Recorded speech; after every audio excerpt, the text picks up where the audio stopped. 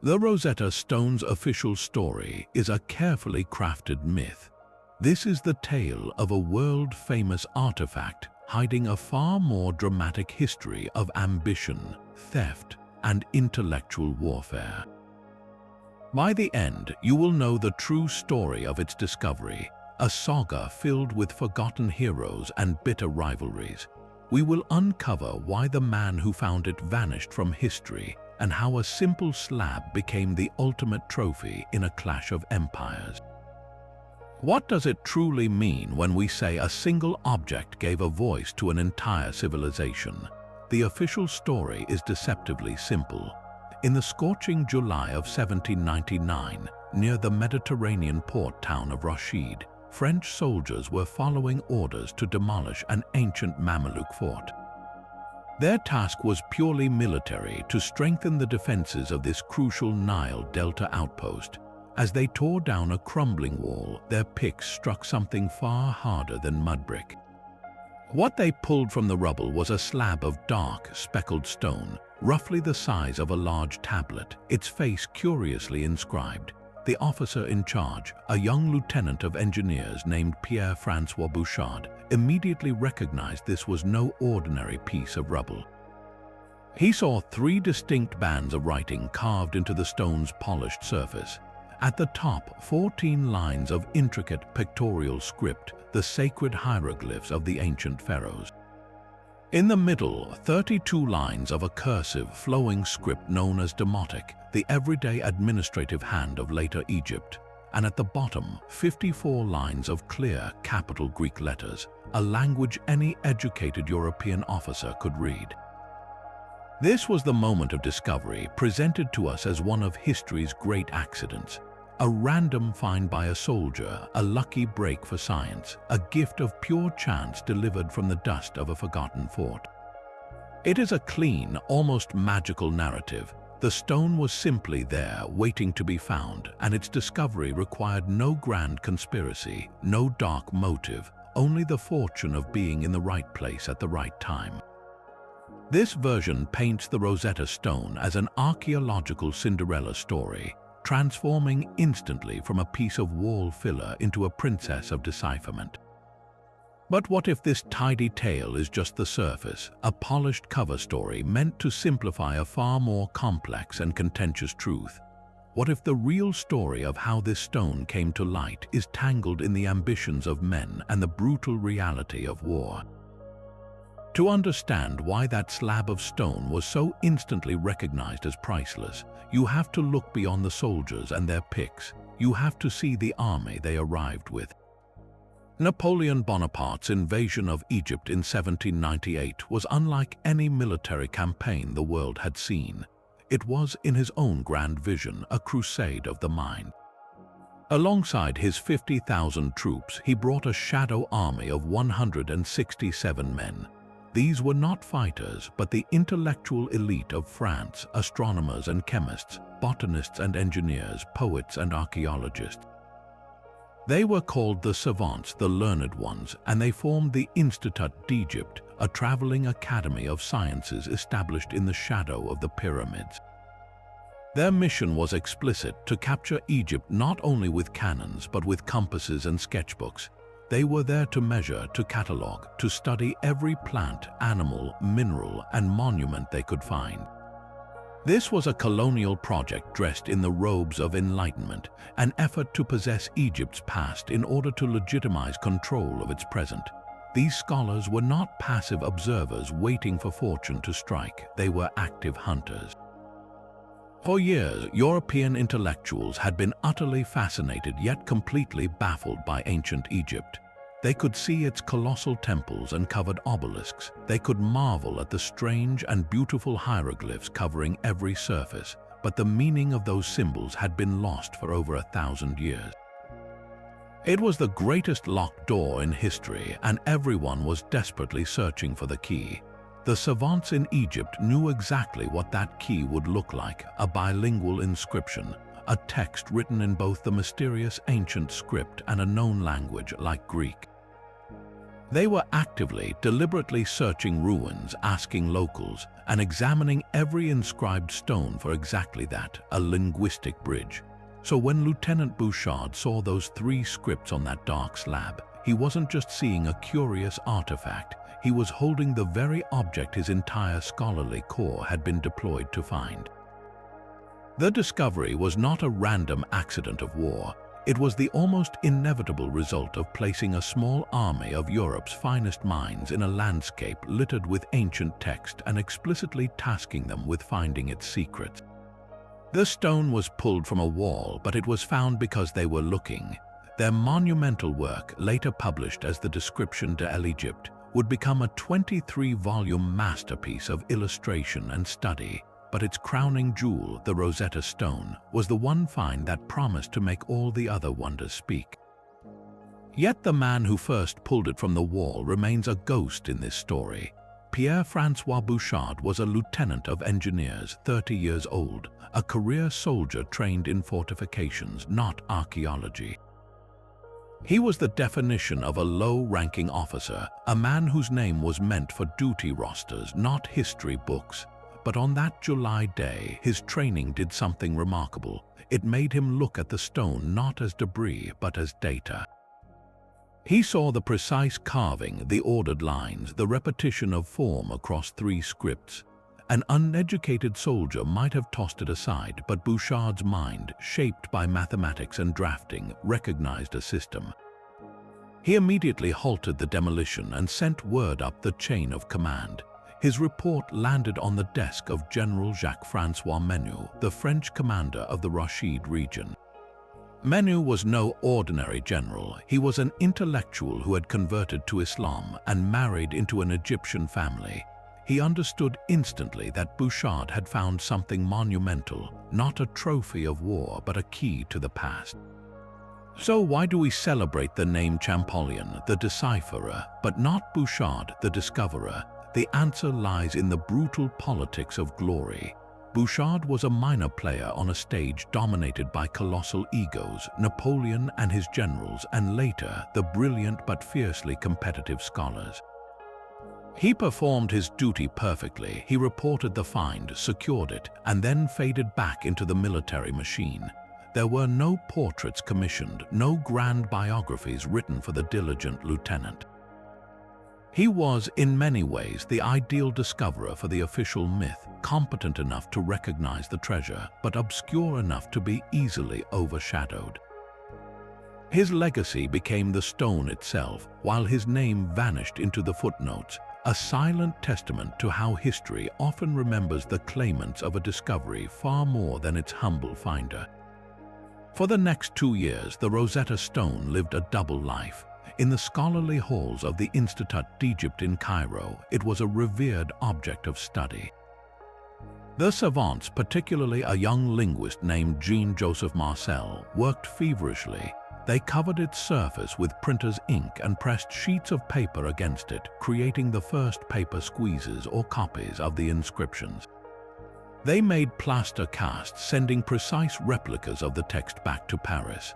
In the world of academia, the stone was already unlocking imaginations, a puzzle being prepared for the greatest minds in Europe to solve. But outside those walls, a very different reality was closing in.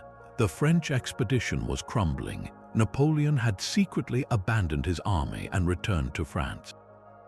His forces, now led by General Menu, were trapped.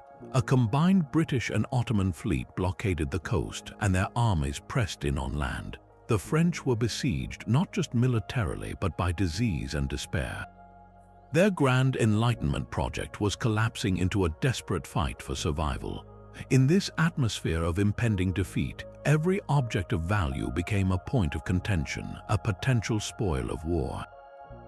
And no object was more valuable than that dark slab of granodiorite. General Menu, the intellectual commander who had first safeguarded the stone, now faced an impossible choice. The British victory was inevitable. The terms of surrender would demand all Egyptian antiquities collected by the French be handed over as public property. Menu, perhaps genuinely wishing to preserve it for scholarship, or perhaps driven by personal pride, devised a cunning and personal plan. he removed the Rosetta Stone from the Institute's collection.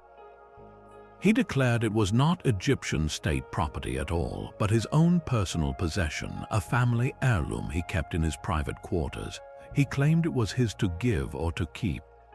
It was a breathtaking act of legal trickery, treating the most important archaeological find of the age as a piece of household furniture to be exempt from seizure.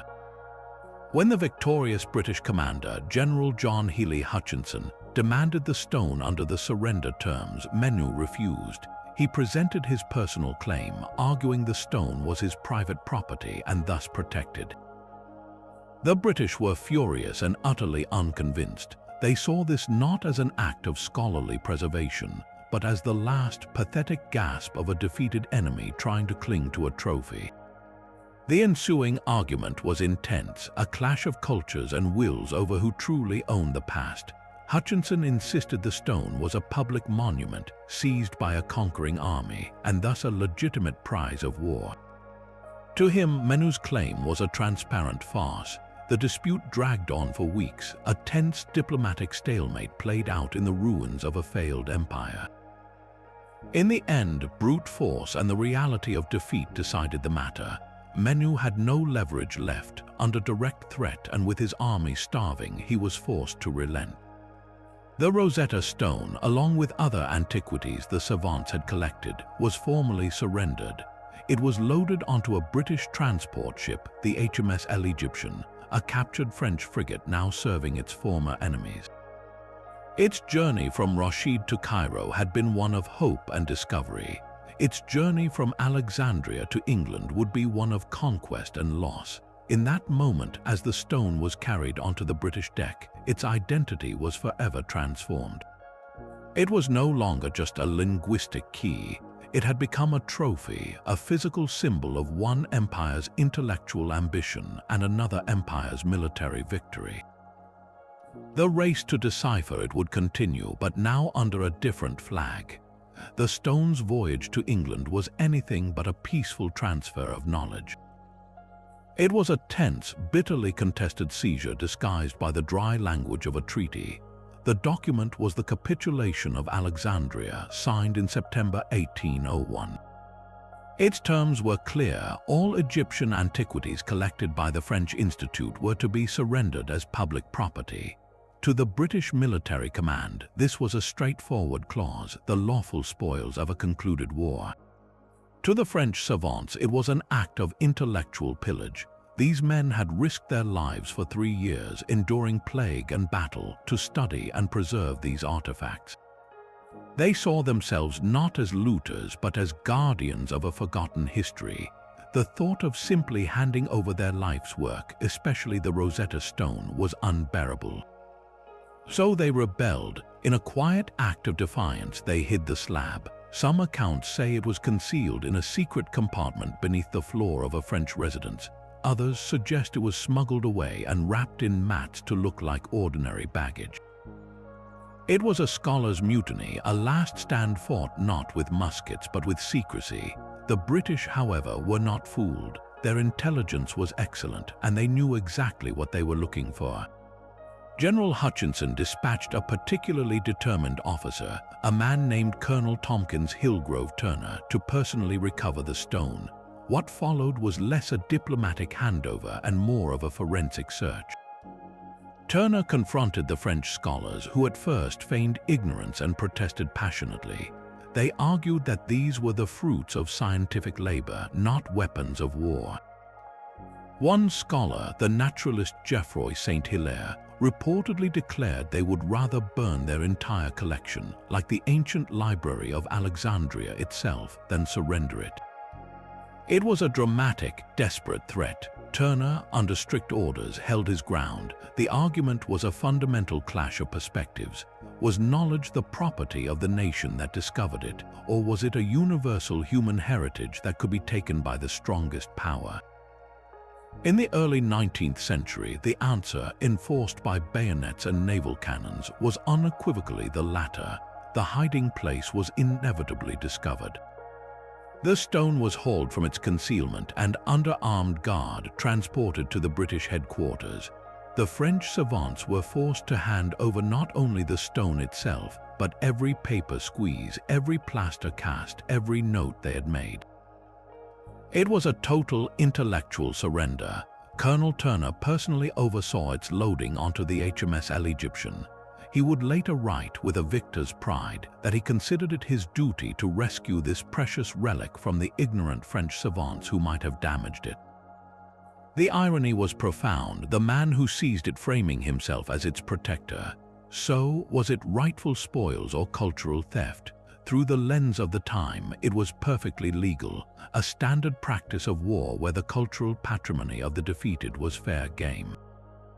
But through a modern lens, it feels like a profound injustice, the confiscation of a country's history by a foreign power that had no claim to it whatsoever. The stone's arrival in England in 1802 was met with great fanfare. It was presented to the Society of Antiquaries in London, where scholars marveled at it before taking its permanent place in the British Museum. It was hailed as a gift to the world, but its journey there was paved with resentment and loss. The French never forgot the slight. For decades, their scholars would work from the paper copies they had managed to keep, chasing a prize that had been physically ripped from their grasp. This bitter rivalry, born on the docks of Alexandria, would now fuel a frantic trans-channel race to achieve the stone's ultimate purpose, to make the silent hieroglyph speak. And the winner of that race would claim a glory far greater than any military general. The stone arrived in Portsmouth in February 1802, a silent prisoner of war. Its journey from the hold of the ship to the halls of London was a procession of pure spectacle. First, it was presented before the Fellows of the Society of Antiquaries, the nation's most learned gentlemen. They crowded around it, their fingers tracing the cool, carved grooves, their voices hushed with a reverence usually reserved for holy relics. This was not just a rock, it was a captured oracle, a promise of ancient wisdom delivered by the Royal Navy. The ceremony culminated with its presentation to King George III himself. The monarch, in a calculated act of royal magnanimity, promptly donated it to the British Museum, ensuring it would belong not to the crown but to the British people.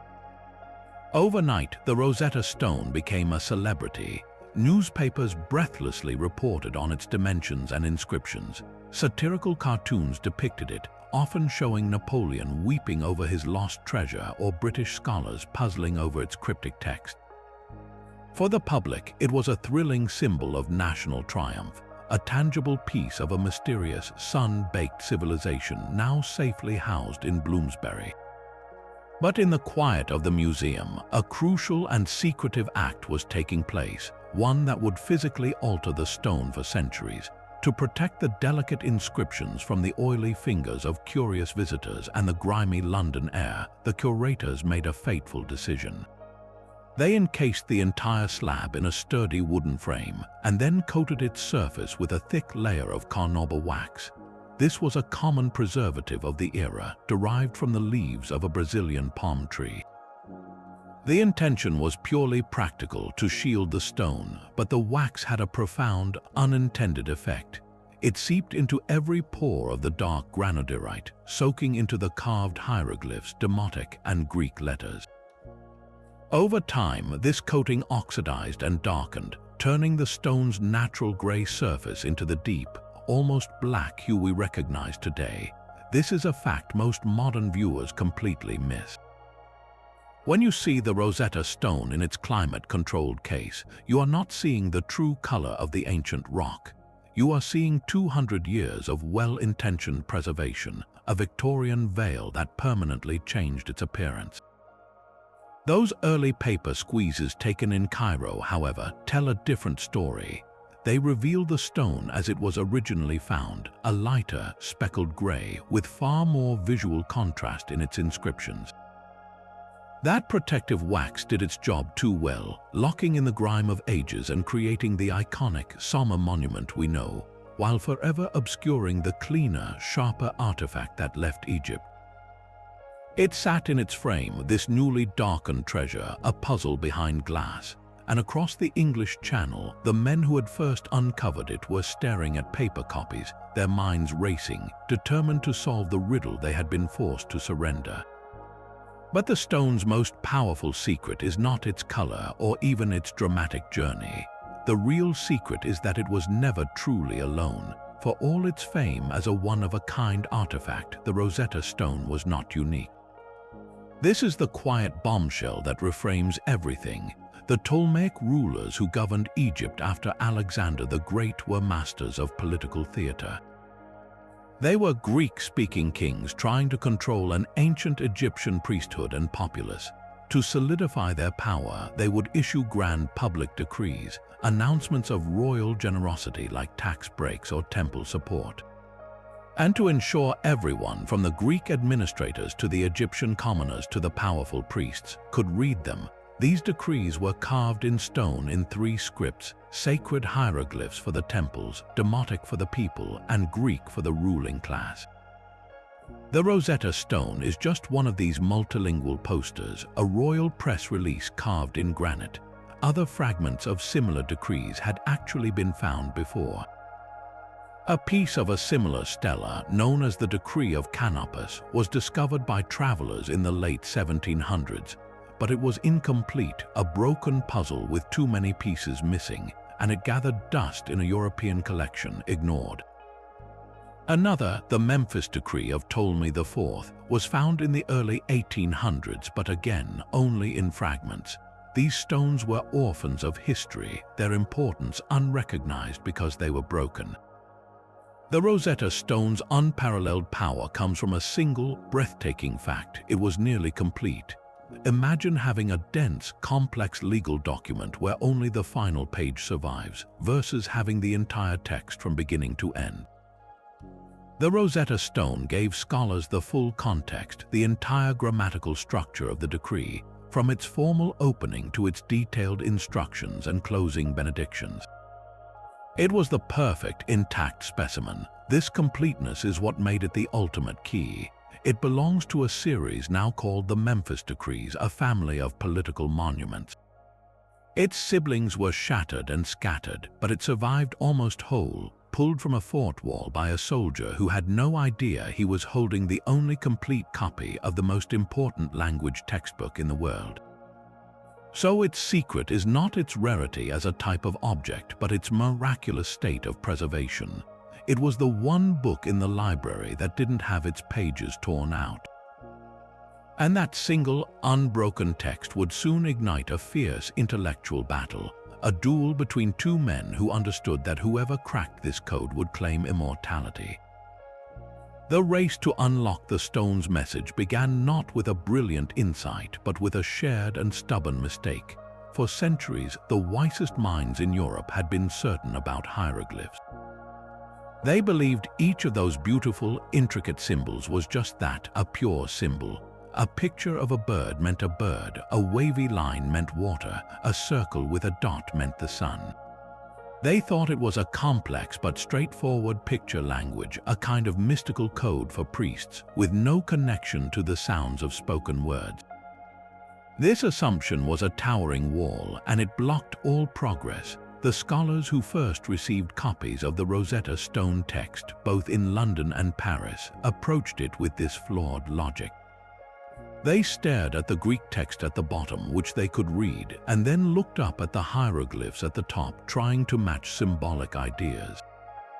It was like trying to translate a novel by only looking at its chapter illustrations, a futile exercise that led nowhere. The initial attempts were embarrassingly wrong, producing fanciful translations filled with ancient wisdom and prophecies that existed only in the translator's imaginations. The stone remained silent, its true voice muffled by this centuries-old misconception. But if the top script was a dead end and the Greek was the answer key, then the middle script, the flowing Demotic, held the only hope. It was the neglected middle child, less glamorous than the sacred hieroglyphs and less familiar than the noble Greek. Yet it was in this cursive script that the first crack in the ancient code would appear. Demotic was not a picture language, it was a rapid, shorthand script derived from even older Egyptian writing. used for contracts, letters, and everyday life. Crucially, linguists suspected it might actually represent sounds, not just ideas. It was the potential bridge between the known world of Greek words and the unknown world of Egyptian speech. And so, the greatest intellectual duel of the age narrowed its focus onto those 32 lines of cursive text. On one side of the English Channel was Thomas Young, a brilliant English polymath. He was a physician, a physicist who pioneered the wave theory of light, a true genius who dabbled in everything. He approached the stone like a complex scientific puzzle, applying methodical, logical pressure. On the other side, in France, was Jean-François Champollion, a fiery, obsessive young linguist. He wasn't a dabbler, he was a monomaniac. By the age of 16, he had declared he would be the one to decipher Egyptian, and he had devoted his life to that single goal. He mastered Coptic, the final descendant of the ancient Egyptian language, believing it held the sonic skeleton of the pharaoh's speech.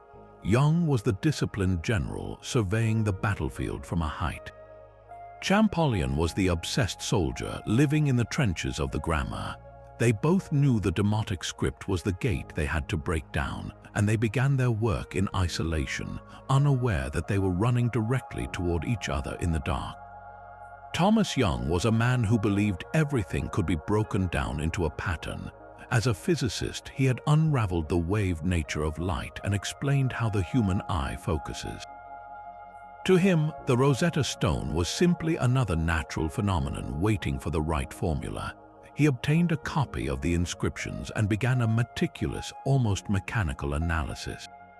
His first breakthrough was a stroke of brilliant deduction. He noticed that certain groups of hieroglyphs were always encircled by a distinct oval loop, a cartouche.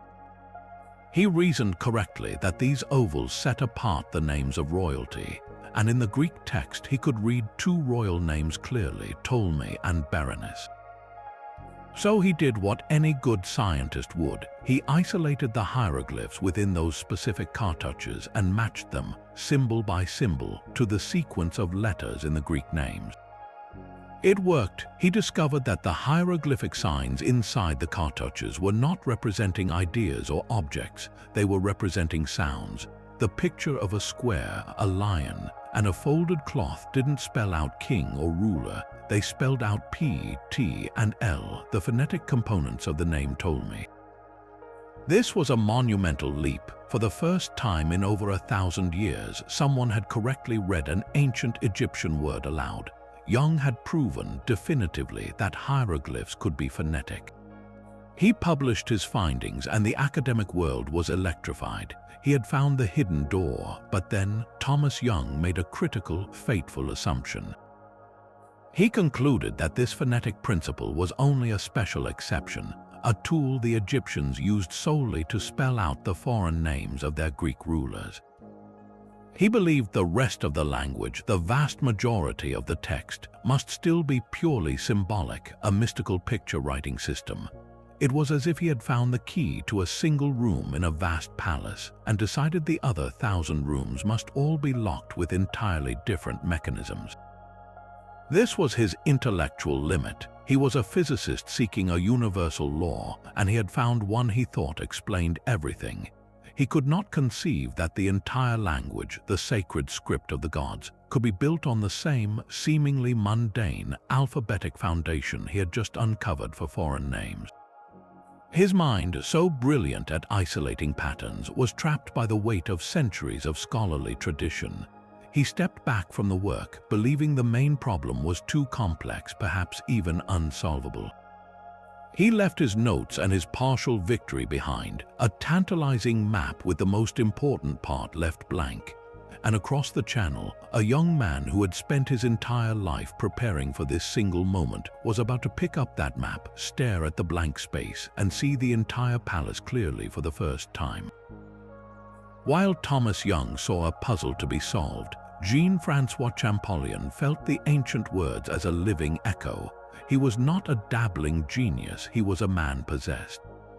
From the time he was a boy in the south of France, he had been drawn to the mystery of the East, teaching himself languages with a ferocious intensity.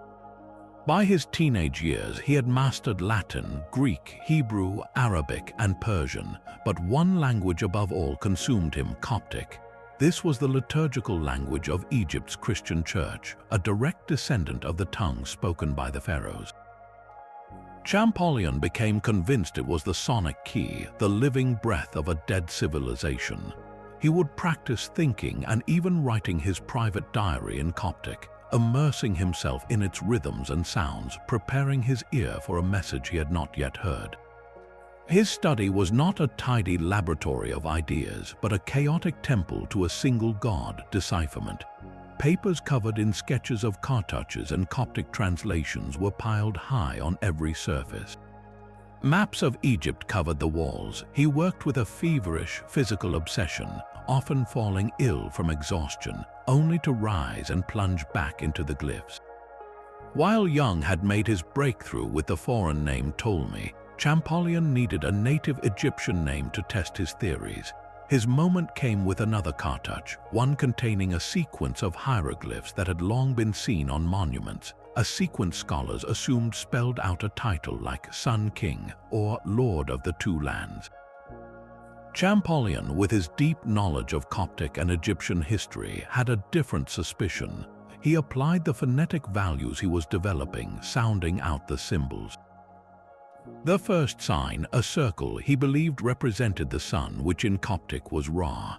The next, a single stroke, might be the singular article. The third, an unknown sign, perhaps an S. And the final sign, a folded cloth, which Young had identified as the S sound in Ptolemy. He spoke the name aloud: Ra, S Ramesses, the legendary pharaoh. In that instant, the wall of silence did not just crack, it shattered. He had discovered the Rosetta Stone's ultimate secret, a truth far more elegant and complex than anyone had dreamed. The hieroglyphic script was not one system, but three, woven together seamlessly. Some signs were indeed phonetic, representing consonant sounds like an alphabet. Others were logographic, where a single picture stood for an entire word, like a circle for the sun, Ra.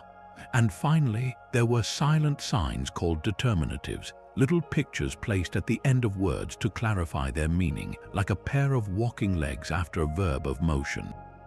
It was a brilliantly efficient and flexible writing system, used for everything from royal decrees to grocery lists, not a static priestly code. Champollion's hands must have trembled as he compiled his evidence into his earth-shaking paper, the letter M. Dacier, he did not just translate a few names, he presented the grammar and structure of the ancient language itself. He had not found a key to a single room, he had been given the master blueprint to the entire palace. The voice of Egypt, silent for millennia, began to whisper, then to speak, and finally to tell its own story. Champollion's triumphant announcement in Paris in 1822 should have been a moment of pure celebration for science. Instead, it ignited a bitter trans-channel war of words that nearly overshadowed the discovery itself. The heart of the conflict was Thomas Young, when news reached him of the letter AM. Dacier, detailing the phonetic system and the decipherment of Ramesses, he felt not admiration but a profound and personal betrayal. From his perspective, he had published the essential breakthrough years earlier, proving hieroglyphs within cartouches were phonetic. He had shared his notes and correspondences with French scholars, including Champollion's own brother. In Young's mind, Champollion had simply taken his foundational key, polished it, and claimed it as his own original masterpiece. The accusations flew, dignified but sharp.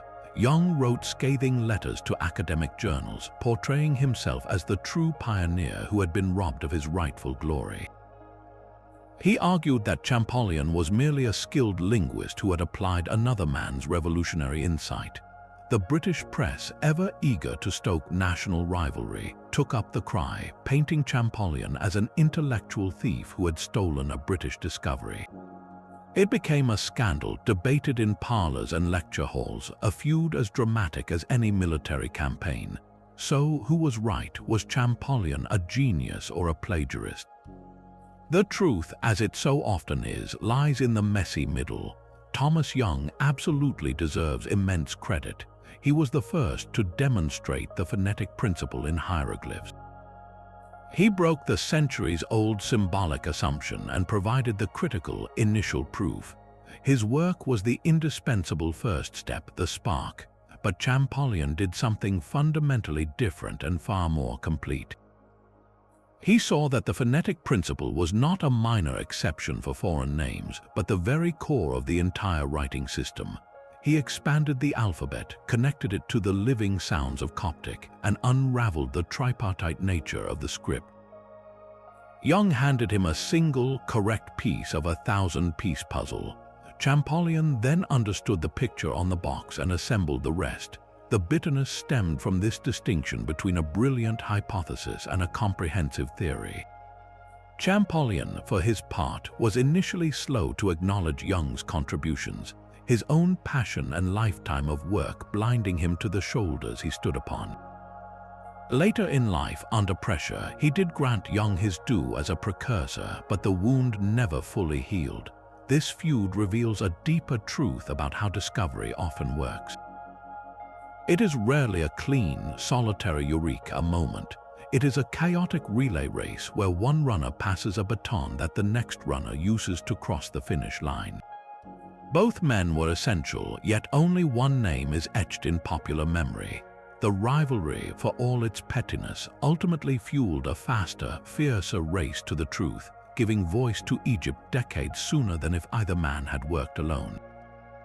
And as the script began to speak, it told a story far older and more wondrous than either scholar could have dreamed. Yet the echoes of Ramesses were not enough to silence every skeptic. Champollion's radical theory, presented in that crowded Parisian hall, was met with a storm of doubt from the old guard of academia. These were men who had built their careers on the idea of hieroglyphs as sacred symbols, and this young upstart from the provinces was telling them it was all just a complicated alphabet. They demanded more than a single name, more than a brilliant linguistic argument. They demanded physical proof, a second key from a different lock, something that could not be explained away as coincidence or clever manipulation of the Rosetta Stone data. Without it, Champollion's decipherment risked being dismissed as a beautiful but ultimately unproven hypothesis. The intellectual world held its breath, waiting for another artifact to step out of the shadows and settle the debate. That artifact was waiting on a sun-baked island in the Nile at a temple complex called Philae. Years before Champollion's breakthrough, a British explorer named William John Banks had discovered a beautiful pink granite obelisk there, lying toppled among the ruins. He recognized its value immediately, noting it had a Greek inscription on its base. With tremendous effort, he arranged for it to be transported to his estate in England. When Champollion published his letter, Banks, who had a sharp scholarly mind himself, rushed to examine his obelisk with new eyes. On one face he found a cartouche. Using Champollion's newly published alphabet, he tentatively sounded out the symbols. The first sign, a square which Champollion said could be a K, then a lion for L. A feather, perhaps an E, an oval thought to be an O, then the signs for P, a square again, a feather for a hand for T, and a mouth for R. The name spelled out was Kleopatra. Cleopatra, and there, on the base of the same obelisk, was a Greek inscription that indeed mentioned Queen Cleopatra. This was the independent confirmation the skeptics had demanded. Here was a second bilingual object, completely separate from the Rosetta Stone, featuring the name of a different Ptolemaic ruler. And when Champollion received a copy of the inscriptions, he saw something that made his heart leap. The cartouche for Cleopatra contained a hieroglyph of a lion for the L sound. In the Ptolemy cartouche from the Rosetta Stone, that same L sound was represented by a different sign, a coiled rope. This was the final, elegant proof. It demonstrated that the hieroglyphic script was not a rigid one-to-one code, but a flexible system where multiple signs could represent the same sound, much like the letters C and K can both make the hard K sound in English. The Philae obelisk did not just confirm Champollion's alphabet, it validated the entire phonetic principle. The chorus of criticism began to fade, replaced by a dawning acceptance. The stone from Rosetta had provided the first map, but the obelisk from Philae proved the map was accurate, allowing the world to finally and confidently begin its journey into the lost libraries of Egypt. So after all that drama, what secret wisdom did the stone finally whisper? The answer is gloriously, almost comically, ordinary. The Rosetta Stone is not a lost book of magic or a history of Atlantis. It is a royal press release carved in stone for permanence, dated to the 27th day of March, 196 years before the Common Era. Its purpose was to announce a great council of Egyptian priests from across the land, who had gathered at Memphis to affirm the divine kingship of the 13-year-old pharaoh Ptolemy V. He had just survived a major native rebellion, and his Greek rulers needed to shore up support from the powerful temple authorities. The decree is in essence a transactional political document. In exchange for the priests' unwavering loyalty and public celebration of the young king's cult, the crown offered a list of very practical benefits. It grants tax exemptions to the priestly class, freeing them from certain levies. It reduces the burdens of temple service, allowing priests more time for their religious duties. It provides funds for the upkeep of sacred animals and the maintenance of temple buildings.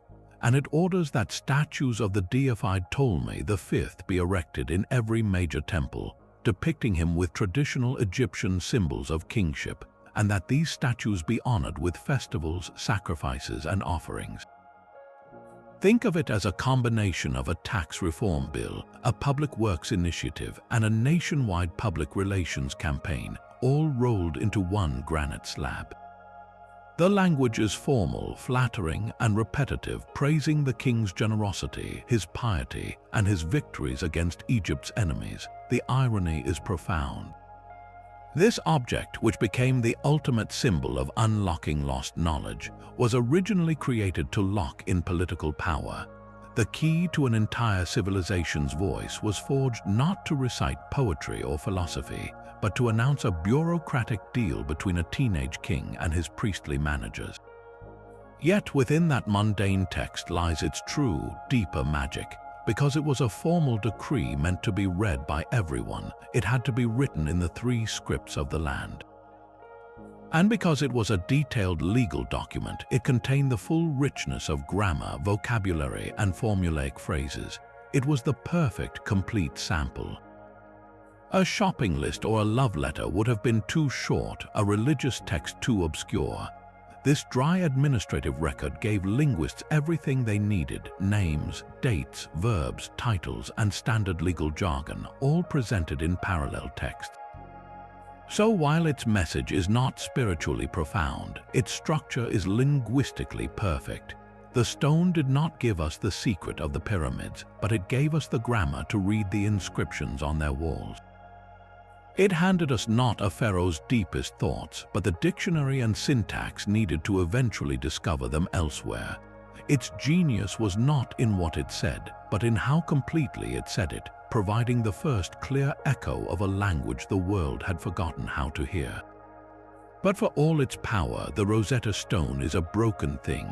We see it now as a solid, iconic slab, but it is only a fragment of the monument it once was. The stone we know is roughly the shape of an irregular rectangle, but the top is sheared clean off and the upper right corner is missing. The original stela would have been taller, crowned with a curved lunette, a semicircular panel typical of these royal decrees. That missing top section almost certainly contained a powerful scene carved in relief, a tableau of the young pharaoh Ptolemy V, standing before the gods of Egypt, perhaps receiving the symbol of life from a deity like Horus or Thoth. This was the billboard's headline image, the divine endorsement of the political text below. More critically, the break means we have lost an unknown number of lines from all 3 scripts. The hieroglyphic section at the top is the most damaged, its 14 lines cut off mid-sentence. We have the middle and the end of the decree, but the grand, formal opening phrases are gone forever. What flowery titles and ancestral honors were listed in those first lines?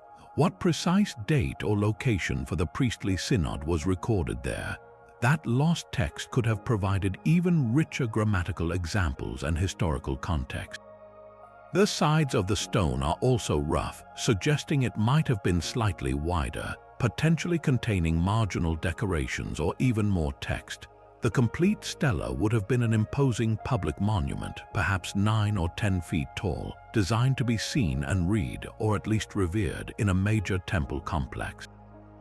Its fragmentation is a quiet tragedy, a reminder that the key itself arrived damaged.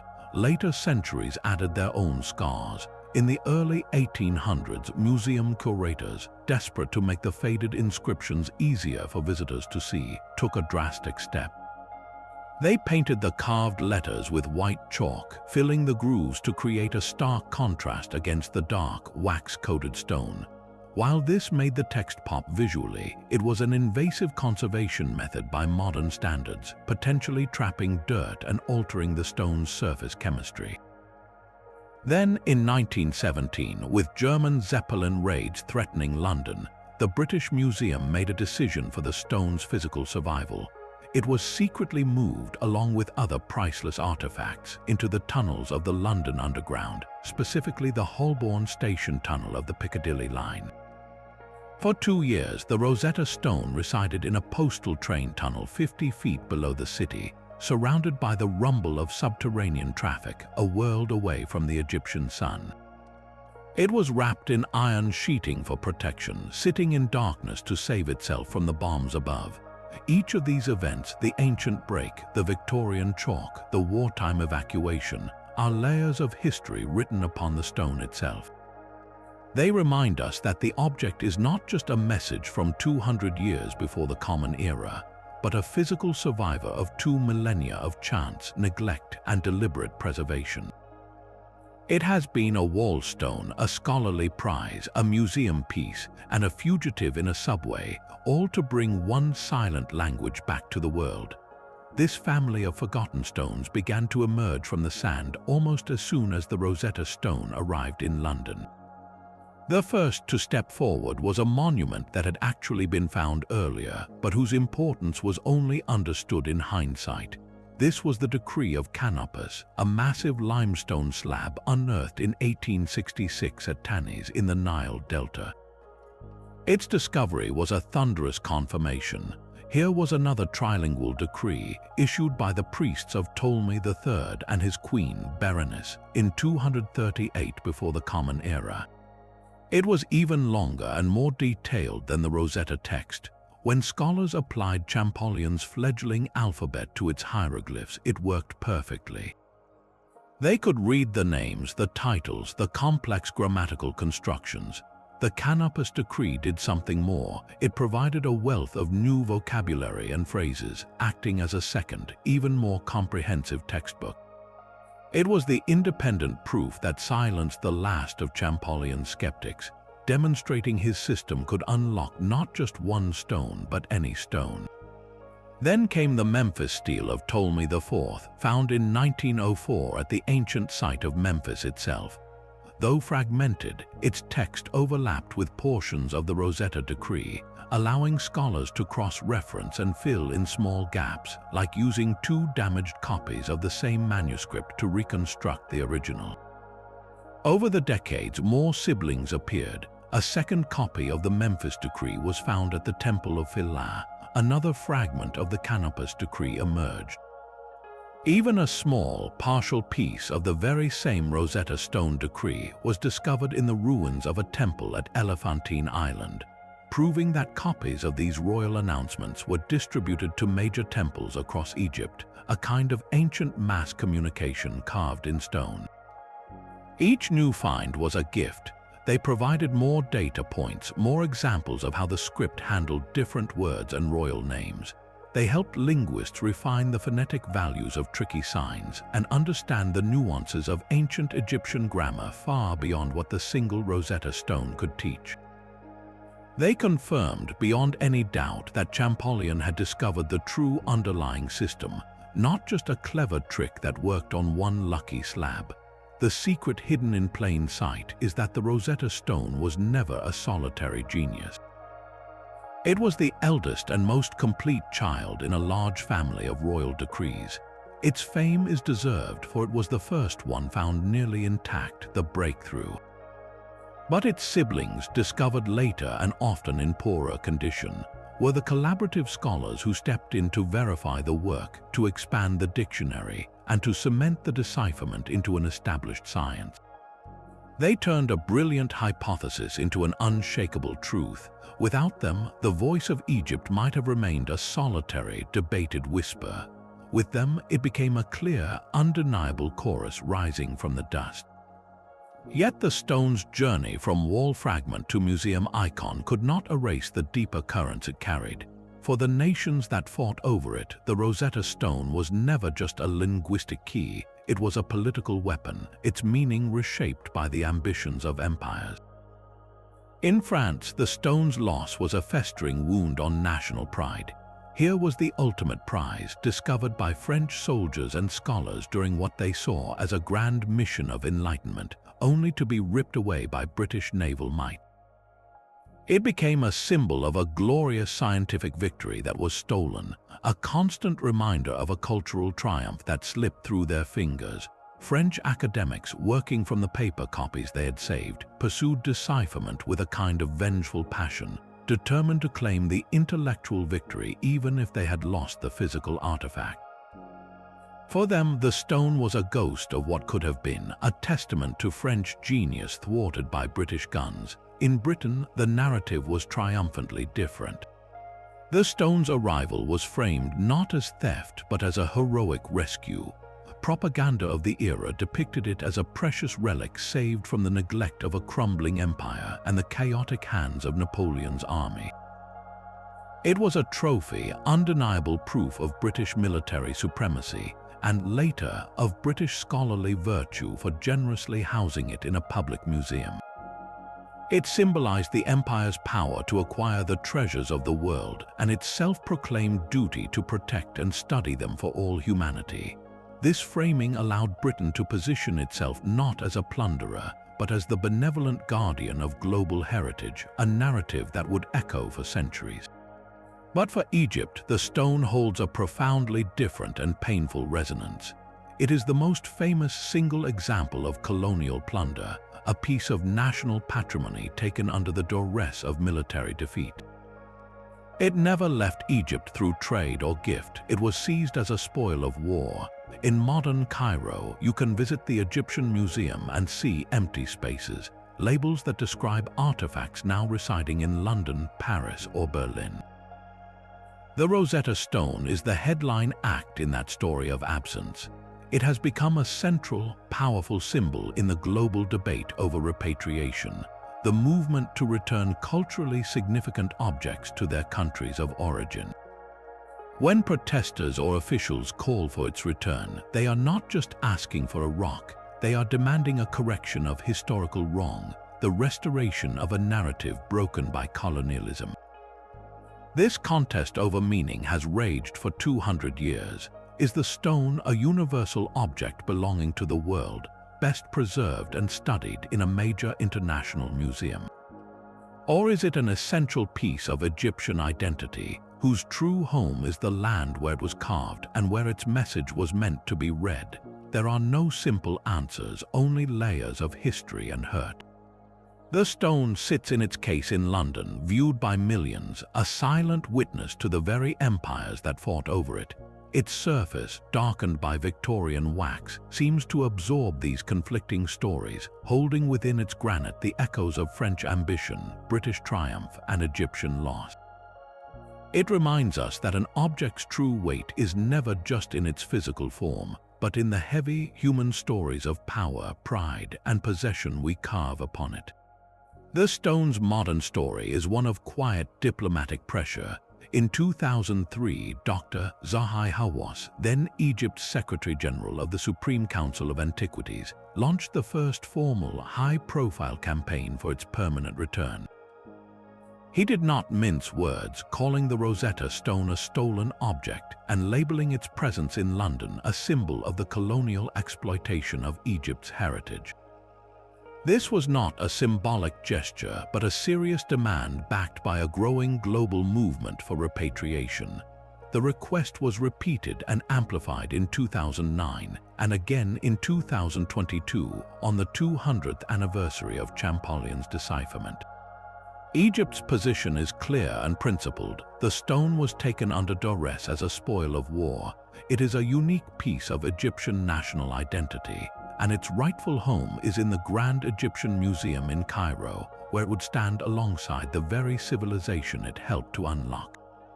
For millions of Egyptians, it is the ultimate symbol of a cultural wound that has never healed.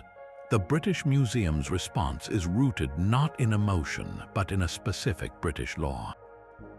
The British Museum Act of 1963 governs the institution's operations, and it contains a critical restriction.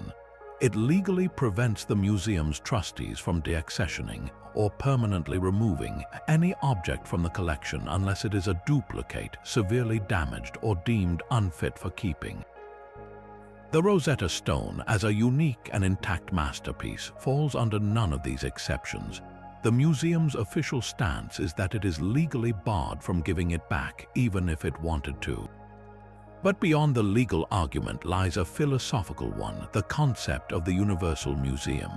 This idea, championed by many major Western institutions, posits that certain artifacts belong to all of humanity. They argue that placing these objects in a central, global hub like London allows them to be seen by an international audience of millions, safe and preserved, telling a comparative story of human civilization within a single space. The British Museum presents itself not as an owner but as a steward for the world. The debate between these two positions is a clash of fundamental values. On one side is the argument of cultural patrimony, the belief that an object of profound cultural and historical significance to a particular nation or people rightfully belongs to that community. It is about restoring a narrative, about placing a key artifact back into the context from which it came, allowing Egyptians to tell their own history with their own treasures. How can you fully understand the stone without feeling the Egyptian sun or seeing the landscapes its text describes? The counter-argument of the Universal Museum asks, where do you draw the line? If every nation reclaimed every artifact ever taken through conquest or diplomacy, would the world's great museums, which were built in a different historical era, be emptied? Would that fracturing of collections ultimately diminish our shared understanding of human history, which knows no modern borders? Is the stone more powerful as a solitary Egyptian treasure, or as a central exhibit in a museum that also holds the Parthenon marbles and Assyrian reliefs, allowing direct comparison of ancient empires? There are no easy answers, only deeply felt convictions. The visual of this debate is striking. Egyptian officials speaking with passionate nationalism about reclaiming their history, and museum directors speaking with measured caution about preserving a global legacy. The stone sits silently at the center, a dark slab absorbing the heat of this very modern conflict. Its physical journey from a fort wall to a museum case may be over, but its symbolic journey is still unfolding. With each passing year, as conversations about justice and ownership evolve, the pressure on that glass case in London grows a little warmer, a little heavier. But beneath the visible surface, hidden from the naked eye, the stone still holds secrets. Modern science has begun to peel back the layers, using tools that would seem like magic to Champollion or Young.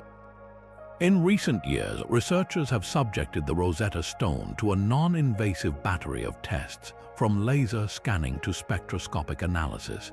These techniques allow them to study the stone's surface chemistry without ever touching it, searching for clues invisible for centuries.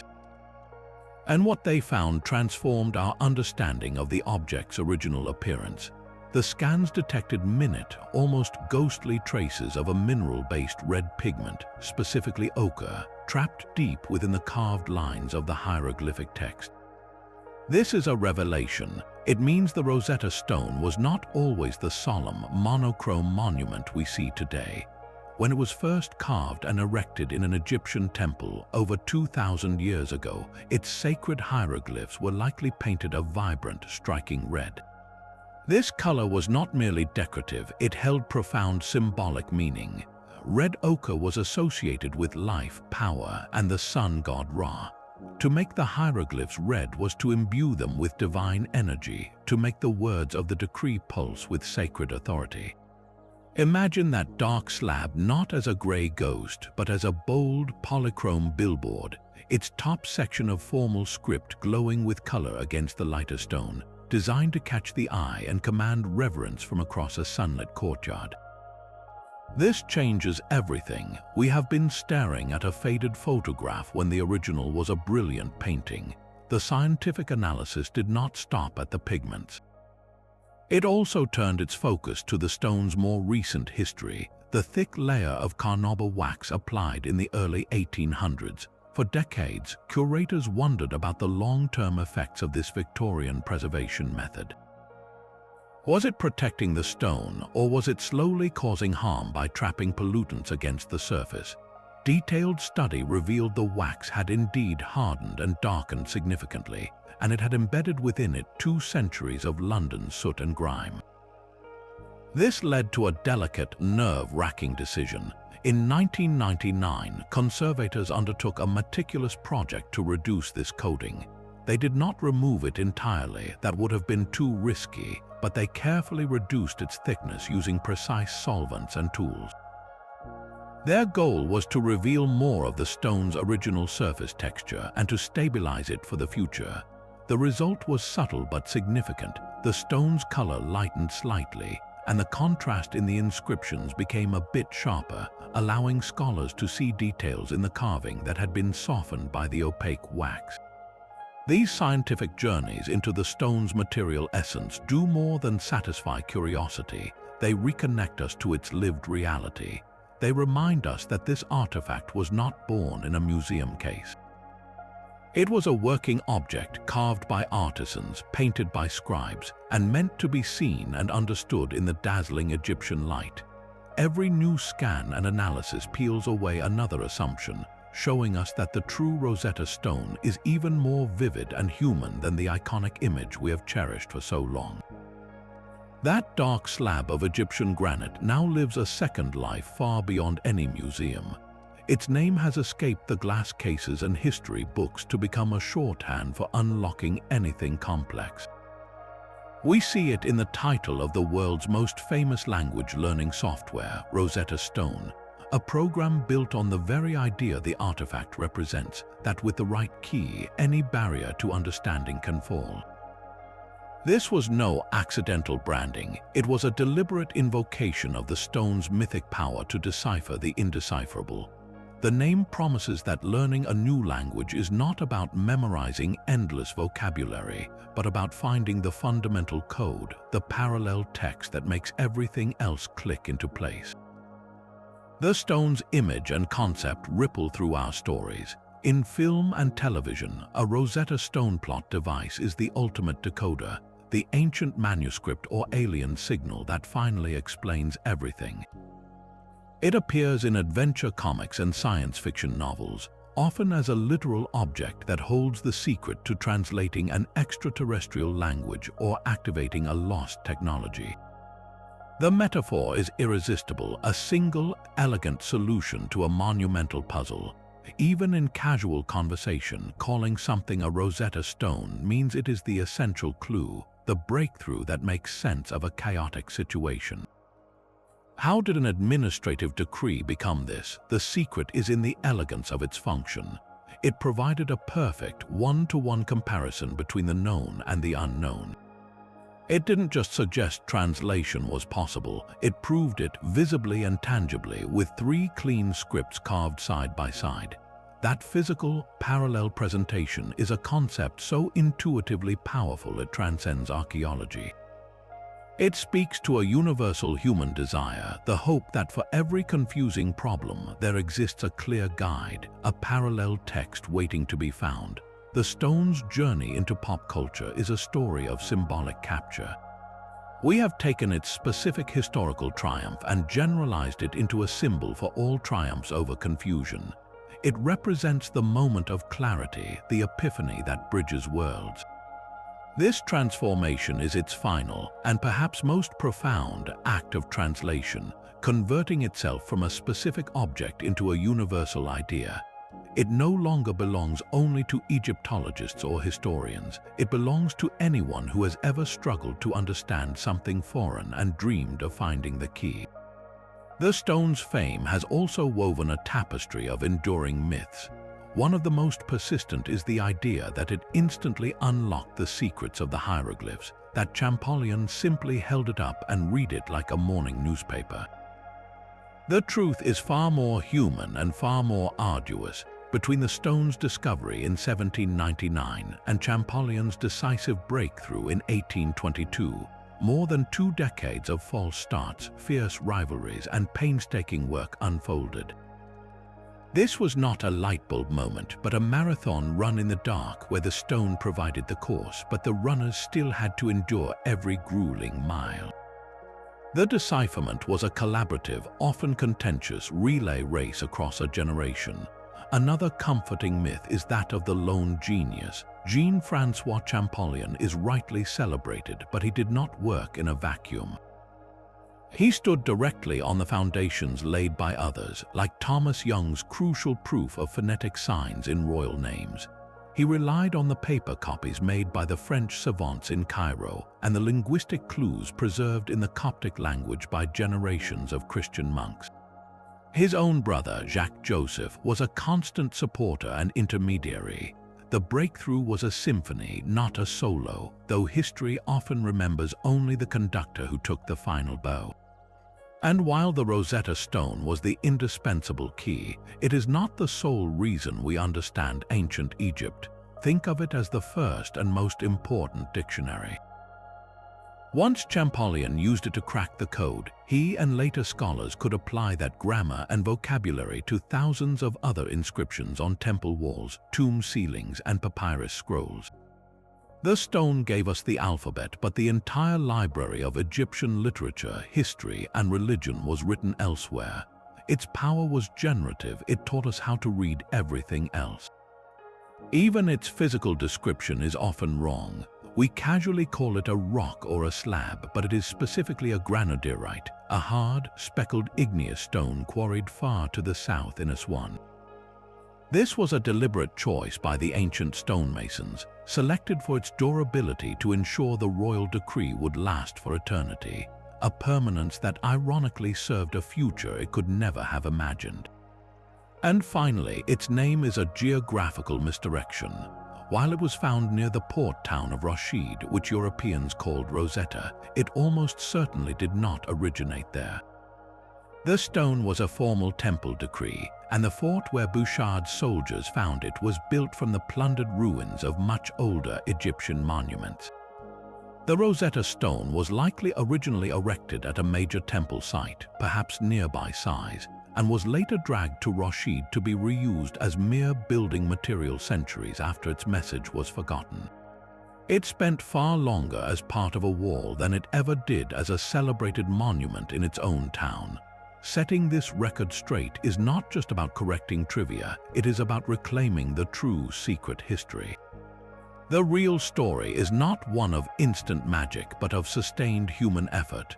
It is not a tale of solitary brilliance, but of interconnected minds building upon each other's work, sometimes in cooperation, often in competition. The stone's journey from a broken piece of wall filler to the most famous artifact in the world is a story of chance, yes, but also of perseverance, rivalry, and the slow, collective piecing together of a lost voice. These myths, while appealing, soften the edges of a much more compelling drama, one where the greatest discovery was not the stone itself, but the stubborn, brilliant, and all too human determination to make it speak. That single painted slab did far more than translate a tax decree. It shattered a barrier that had stood for over 1,000 years, and in doing so, it opened a door we never thought could be unlocked. The Rosetta Stone's true legacy is not the text it carries, but the millions of words it allowed us to hear for the first time. Before its decipherment, ancient Egypt was a magnificent but silent museum. We could stand in awe before the pyramids of Giza or the temples of Karnak. We could marvel at the intricate carvings covering every surface, but their stories were mute. Those hieroglyphs were just beautiful, mysterious decorations. The civilization was a spectacular stage set with no script. The stone changed all that almost overnight. Suddenly, those temple walls began to speak. The inscriptions were no longer abstract art. They were historical records, religious hymns, and royal boasts. We could read the names of the pharaohs in their own cartouches, understand the prayers to the gods, and follow the detailed accounts of battles and coronations carved for eternity. The silent statues gained biographies, the empty tombs filled with voices as the spells from the Book of the Dead, painted on sarcophagi and papyrus, could finally be recited aloud, revealing the ancient Egyptians' profound beliefs about the afterlife. This was the stone's first and greatest gift. It gave a voice back to an entire civilization. It transformed Egypt from a land of enigmatic ruins into a library of the ancient world, with every monument, every tomb, every scrap of papyrus becoming a readable page. For the first time, history could be written from the Egyptians' own perspective, not just from the accounts of their Greek or Roman neighbors. We learned of their politics, their economy, their daily worries, and their grandest dreams directly from the source. This seismic shift did more than satisfy curiosity. It created an entirely new science. The field of Egyptology was born directly from Champollion's breakthrough. It moved from a gentleman's hobby of collecting curiosities to a rigorous academic discipline. Scholars now had a methodology, a grammar, and a dictionary. They could systematically excavate sites, not just to find treasure, but to recover texts. They could classify dynasties, trace linguistic evolution, and piece together a coherent chronology of 3,000 years of pharaonic rule. The stone provided the foundational code that made all other research possible, turning antiquarians into archaeologists and historians. But the ripple effect did not stop at the banks of the Nile. The Rosetta Stone became the ultimate proof of concept for linguistic decipherment. It showed the world that no script was permanently lost if you could find the right key. It inspired generations of codebreakers who took its lessons and applied them to other silent languages. The methods pioneered by Young and perfected by Champollion, the search for bilingual texts, the analysis of royal names, the comparison to known descendant languages became the standard toolkit. These techniques would later help crack cuneiform, the script of ancient Mesopotamia, and Linear B, the writing of Bronze Age Greece. The stone set a benchmark, proving that with patience, insight, and a crucial parallel text, even the most ancient whispers could be recovered. So its most profound secret is not in its granite, but in its consequence. It taught us that history is not just about the stones we build, but about the words we inscribe upon them. By unlocking one language, it affirmed a powerful idea that no human thought, no prayer, no law, no story is ever truly lost if we are determined enough to listen. The voice it restored now echoes through every museum and history book, a constant reminder that our past is never silent, only waiting for the right key to turn. Yet for all it has given us, the Rosetta Stone remains an incomplete sentence. Its broken top and missing right corner are permanent reminders that we are reading from a damaged manuscript. This physical fragmentation sparks a cascade of tantalizing, unresolved questions. Where, for instance, are the missing pieces? The stone was shattered sometime in the centuries after it fell from its temple pedestal, likely to be reused as simple building block. Those lost fragments could be anywhere, perhaps still embedded in the mortar of some forgotten wall in the Nile Delta, or lying as unrecognizable rubble in a farmer's field. Modern archaeological surveys, armed with ground-penetrating radar and satellite imagery, occasionally sweep the area around Rashid, hoping to detect a signature of that distinctive granodiorite. So far, the Earth has kept its secrets. Then there is the grander architectural mystery, the stone's original form. The curved lunette that crowned it was a standard feature of such royal decrees. Based on other complete stelae, we can be almost certain it depicted a powerful scene.